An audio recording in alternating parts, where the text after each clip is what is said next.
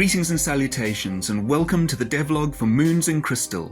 Work has continued on the building of the moons of the game, and on one moon in particular. That moon is a moon of vegetation, a place not only full of verdancy, but indeed composed of it. The plant moon, a place of both pleasant walks and deadly flora, and is proven to be an interesting and at times challenging moon to build.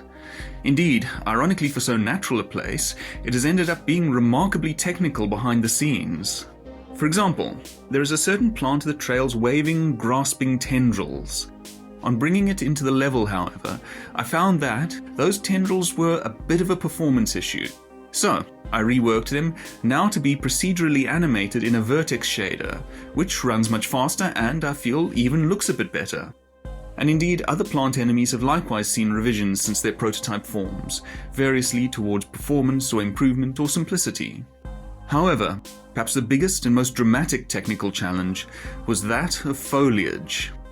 You see, plants brush aside as one passes and fall back into place after, waving a bit as they do. So, to this end, I came up with a pair of shaders. The first draws a representation of the player's velocity within an off-screen texture and fades it out over time, while also spreading it outwards a bit. But importantly, it doesn't do a straightforward fade. It essentially gives each pixel its own second internal velocity, the velocity of its fade.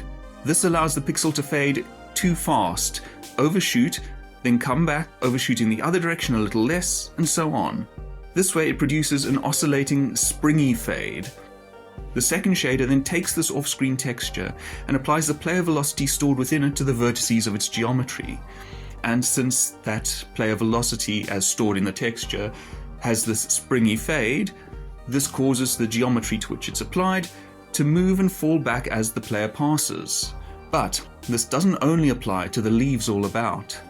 No, for I've once again met my nemesis of old, my ancient foe, grass.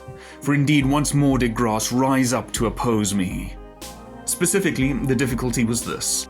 How was I to present a significant amount of grass while retaining good performance? Let me not bore you with all that didn't work.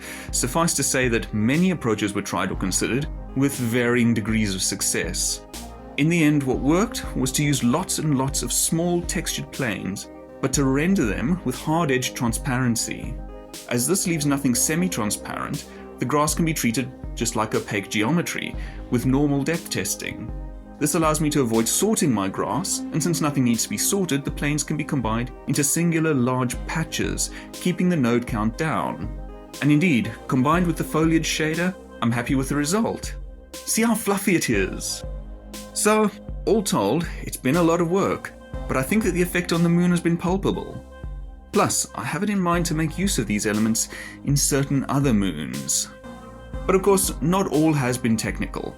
For one, I have the first level of the moon pretty much done, I think, complete with enemies laid out, places to explore, items to find, an NPC to meet, and a flower-related puzzle to solve. And even beyond the plant moon there has been progress. Visuals for a combat spell, tweaks to levels in the serpent and ossuary moons, bug fixes, and more besides. And that then is all for this devlog. Stay well and thank you for watching.